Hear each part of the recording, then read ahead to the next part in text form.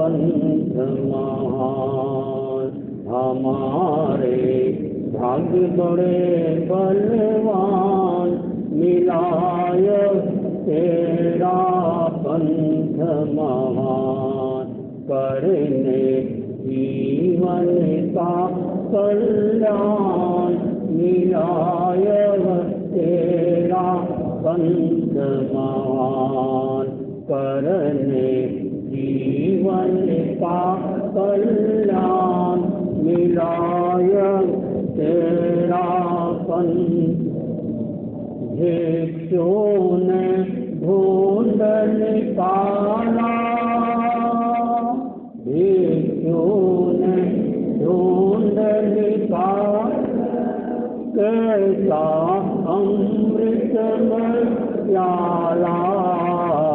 आला धार्मिक जग की शान, मिलाय तेरा पंथ महान। हमारे भाग्य बड़े बलवान, मिलाय तेरा पंथ। मौलिकता रहे सुरक्षित, परिवर्तन सदा अपेक्षित। लक्षित निज पर का उत्थान, मिलाय तेरा पंथ महान। गुरु आज्ञा जहाँ बड़ी है, बन कहर दार खड़ी है। गुरु आज्ञा जहाँ बड़ी है, बन कहर दार खड़ी है। आज्ञा बिना हिले क्यों पान, मिलाय तेरा पंथ। भिक्षु स्वामी की कृतिय, भिक्षु स्वामी की कृतिय। सारा भिक्षु का सुविधान, मिलाय तेरा पंथ महान। लो जन जन का अभिनंदन, गण सदा रहे कन नंदन। लो जन जन का अभिनंदन, गण सदा रहे कन नंदन। बदना नंदन का आह्वान, मिलाय तेरा पंथ महान। बदना नंदन का आह्वान, मिलाय तेरा पंथ महान। हमारे भाग्य बड़े बलवान, मिलाय तेरा पंथ महान। श्रद्धा से नमन करे हम, तेरा अनुसरण पल पल में स्मरण करे हम। महावीर स्वामी, महावीर स्वामी। ओंकार बिंदु संयुक्तम, नित्यं ध्यायन्ति योगिनः। कामदं मोक्षदं चैव, ओंकाराय नमो नमः। ओंकाराय नमो नमः।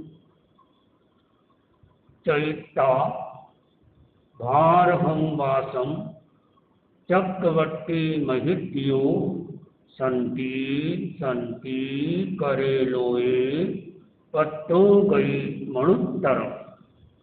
आराध्य के पावन चरणों में वंदन। अत्य विराजित मुनिवृंद, धर्म प्रेमी भाइयों और बहनों, आज से चातुर्मास प्रारंभ हो गया है। कल 14 का दिन था, पक्षी थी चातुर्मासिक पक्षी की मत कामना किया होगा आप लोगों ने भी। और फिर इसके बाद में आज पूर्णिमा का दिन, और पूर्णिमा भी बहुत बड़ी पूर्णिमा, आषाढ़ी पूर्णिमा। और फिर गुरुवार आ गया, आज गुरुवार, बुधवार, बुधवार। तो ये कभी कभी गुरुवार को पूर्णिमा आती, तो गुरु पूर्णिमा भी कहलाती। कोई भी हो, पूर्णिमा पूर्णिमा है। दुनिया चमत्कार को नमस्कार करती है। व्यक्ति नहीं पूजा जाता, शक्ति पूजी जाती है।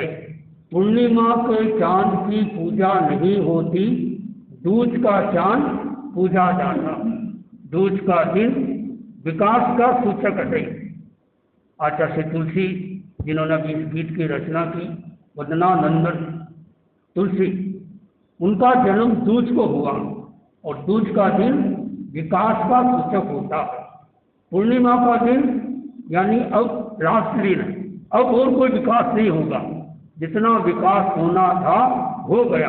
अब कल से फिर एक दिन कम होता जाएगा। तो कल से एकम शुरू हो जाएगी। तो आज से चातुर्मास शुरू हुआ, और क्या योग बना। आज तारीख है 25, 26, 28, 29 तारीख। और जब आचार्य भिक्षु ने तेरापंथ की स्थापना की, उस दिन भी 29 तारीख थी, शनिवार था, जून का महीना था। अभी जुलाई चल रहा, अधिक मास आने से इस जुलाई महीने में इस बार आया। हर चीज एक महीने लेट आएगी लगभग। तो ये आज के दिन आचार्य भिक्षु ने भाव दीक्षा भरण की। बहुत सारे लोग संघ से निकल जाते हैं, अपनी क्षमता सबकी समान नहीं होती है। यूँ देखा जाए तो आचार्य भिक्षु ने भी संघ छोड़कर अलग हो गए, लेकिन उनका उद्देश्य क्या था? सत्य उनका बड़ा था। सत्य के लिए गुरु को छोड़ दिया उन्होंने, ये बड़ी बात। और फिर निकलकर उन्होंने नई दीक्षा ली, भाव दीक्षा ली। तो उन्होंने जो पहले दीक्षा ली थी, उस दीक्षा को उन्होंने जब आगम का अध्ययन किया तो लगा कि कहीं कथनी करनी में समानता नहीं है, इसलिए उन्होंने वापस दीक्षा ली, भाव दीक्षा ली। आज के दिन उनके साथ में 4 संत और थे, भारा हर टोकर आदि। तो ये 4 संत और 5।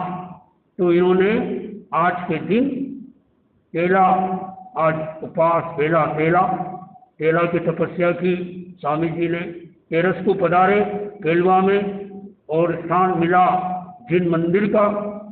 और ऐसा स्थान लोगों ने सोचा वहाँ तो रात में क्या, दिन में भी कोई लोग नहीं जाते, तो ये स्थान दे दिया।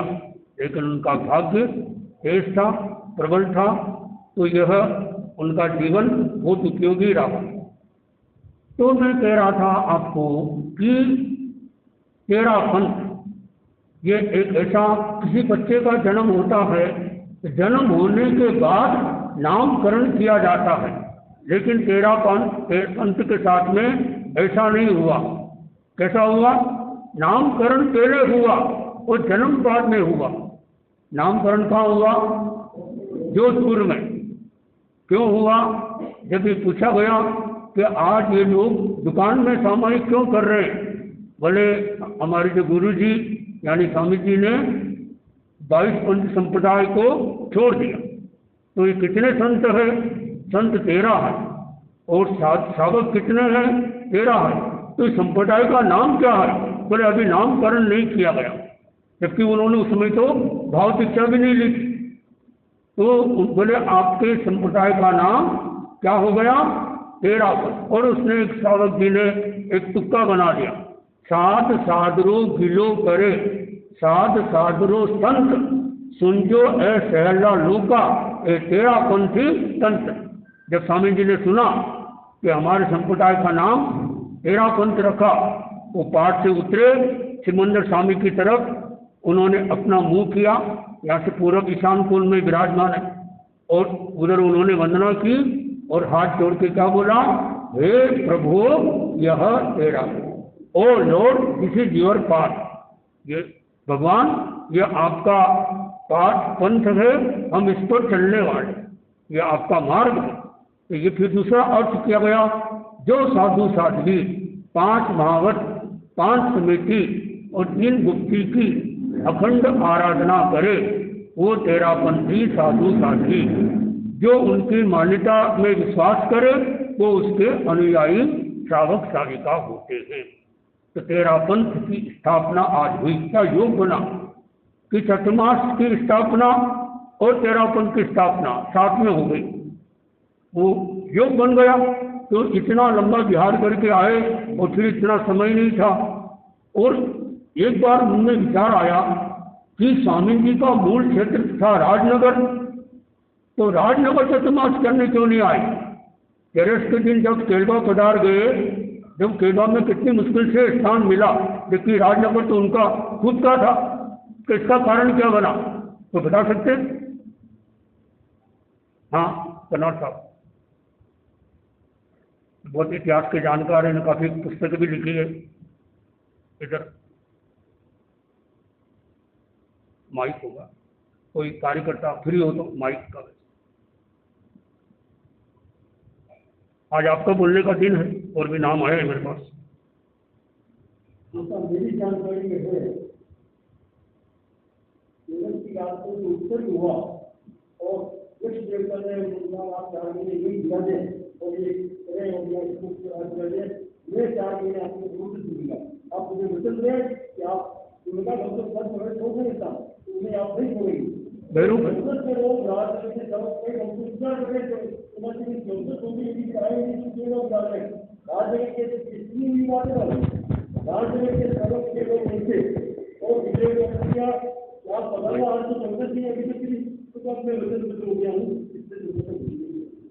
और बोलो, आज आपको बोलने का दिन नहीं इतिहास आपके सामने बोलने नहीं आज केवल आपने बात रखी तो मुझे इस बात का गर्व है कि आज मेरा इसके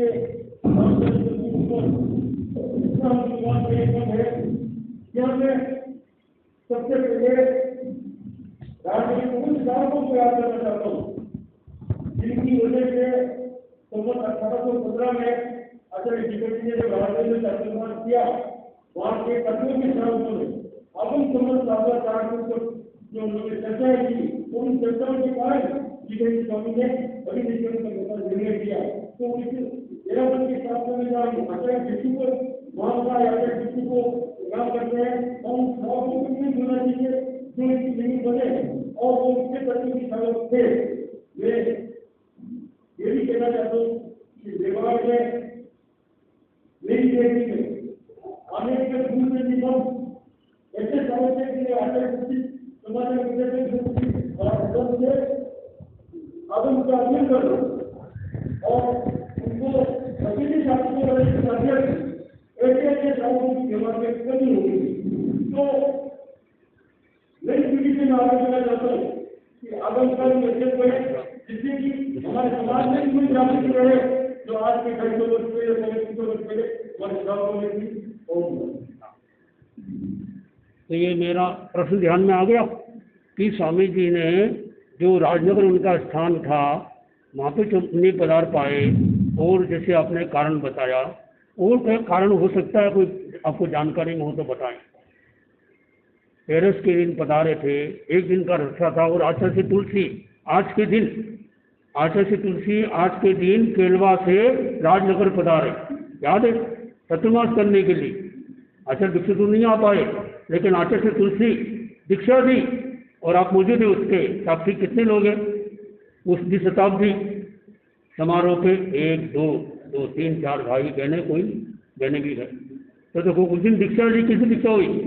साथी प्रमुखा कनक प्रभा जी की दीक्षा हुई, लगभग 13 दीक्षा हुई, रविन्द्र मुनि, विमल मुनि आदि। तो दीक्षा देकर फिर यहाँ उस एक दिन विहार करके यहाँ पधार गए। तो स्वामी जी क्यों नहीं आ पाए? एक कारण आपने बताया कि यक्ष देव ने कहा, और कारण दूसरा कोई जानकारी हो तो बताना। मैंने पढ़ा, जो सुना, पढ़ा तो नहीं सुना, बता रहा हूँ कि उनकी भी इच्छा थी आचार्य जी की, भिक्षु स्वामी की आने की, कहाँ पर, राजनगर। और ये भी सुना कि बिहार भी कर दिया, लेकिन रास्ते में नाला आ गया, ऐसा सुना, नाला आ गया, वो अवरोध आ गए, वो तो अपने आप ही वो यक्षदेव वाली बात सही निकल गई, नाला भी अवरोध है। तो वापस उनको केलवा पधारे और वहाँ उन्होंने चातुर्मास किया। तो आज के दिन ये कई जगह इतिहास में ये लिखा है, इतिहास में तो राजनगर में लिखा, राजनगर में लिखा है कि स्वामी जी ने प्रतिक्रमण किया और फिर भाव दीक्षा ली, जबकि ये बात सही नहीं है। सही क्या है कि आचार्य भिक्षु ने पहले भाव दीक्षा ली, फिर प्रतिक्रमण किया, और इसका आधार 13 पंच इतिहास भाग 1 में लिखा हुआ। क्योंकि टाइम दिया 7:35 और 5 मिनट में प्रतिक्रमण नहीं होता, 7:30 बजे सूर्यास्त होता है लगभग, और 7:35 पर दीक्षा ली।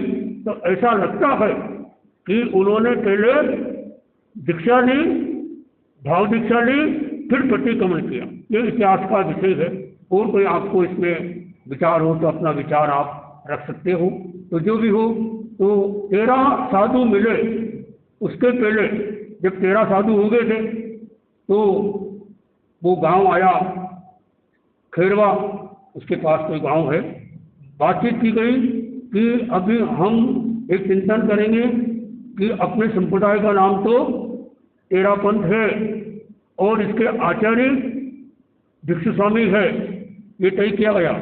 और स्वामी जी ने क्या किया, 2 संत उनसे बड़ी दीक्षा में थे पहले से ही, कौन कौन, थिरपाल और फतेचंदी, उनको बड़ा रखा और कहा कि अलग अलग 3 जगह चमासे करते हैं, फिर मिलेंगे और फिर इसके आगे और विधान की आदि की चर्चा करेंगे। लेकिन उसके बाद में क्या योग बना कि वो 13 सालों के बाद में कभी मिले ही नहीं।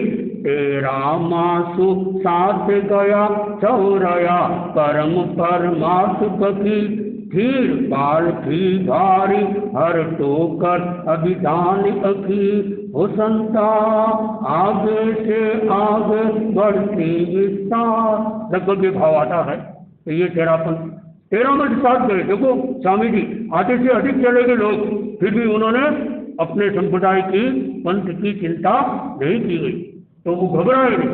तो आज के दिन 13 पंथ की स्थापना हुई और उस दिन शनिवार था, और कहा जाता है कि ठावर कीजिए ठरपना, बुध कीजिए व्यापार। आज बुधवार है, बोले जिसको व्यापार करना है तो बुधवार बढ़िया होता। और एक साथ में ये भी कहा जाता है अगर लेन देन करते हैं तो बुधवार के दिन किसी को उधार देना नहीं, बुधवार के दिन किसी को उधार देना नहीं, बुधवार को दिया हुआ वापस आएगा नहीं, और मंगलवार को उधार लेना नहीं, मंगलवार को उधार ले लिया तो वापस दे नहीं पाओगे, ऐसा ज्योतिष शास्त्र के अनुसार बता रहा हूँ। तो ये 13 पंथ स्थापना एक अनुशासन, मर्यादा और संगठन की स्थापना है। एक बार आचार्य श्री महाप्रभु जी से किसी ने प्रश्न पूछा, या उन्होंने प्रश्न पूछा कि बताइए पायजामा एक वचन या बहुवचन। पायजामा समझते ना, जैसे पेंट होता है, पेंट ले लो आज की भाषा में, आज की भाषा में पेंट जल्दी समझ जाओगे। पेंट जो है वो एक वचन है या बहुवचन है, क्या जवाब दिया गया? तो आचार्य श्री महाप्रभु जी वो उदाहरण से समझा रहे हैं कि पायजामा या पेंट ऊपर से एक वचन, नीचे से बहुवचन, यानी 2 होते हैं।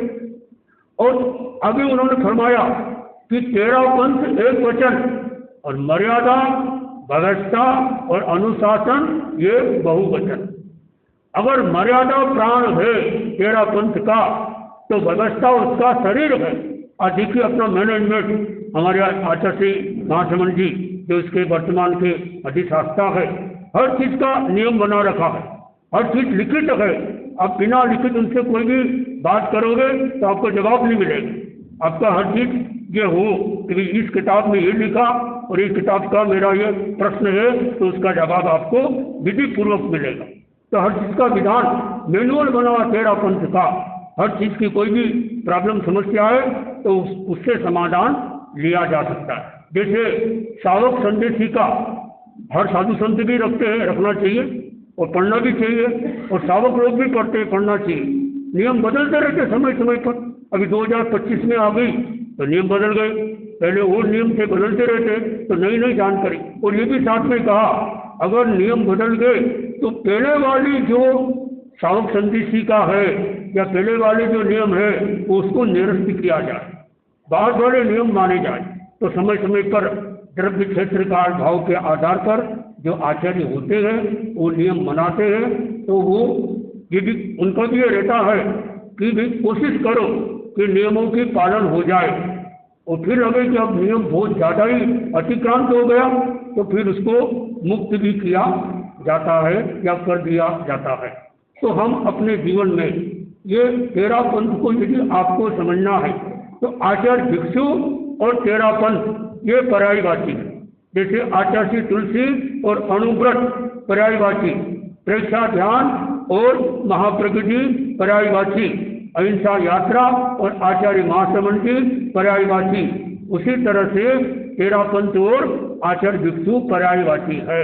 तो 13 पंथ एक ऐसा संप्रदाय, और ये कहना चाहिए एक समय था जब लोग ये पता नहीं था कि 13 पंथ कोई संप्रदाय होता है, लेकिन आज जैनों की पर्याय बन गया, नवीन संस्करण बन गया। देश विदेश में जब हम लोग विदेश जाने का हमको मौका मिला, जब बताया 13 पंथ ऐसा है कि एक आदमी जर्मनी का आया हिंदुस्तान में और उसने समन दीक्षा ली, 1 महीने मेरे साथ में रहा और उसने जर्मनी भाषा मुझे सिखाई और मैंने उनको हिंदी सिखा दी, 1 महीने तक रहा हूँ। और एक आदमी और वो जर्मनी का ही दूसरा और था, वो हिंदुस्तान में आया और देखा कि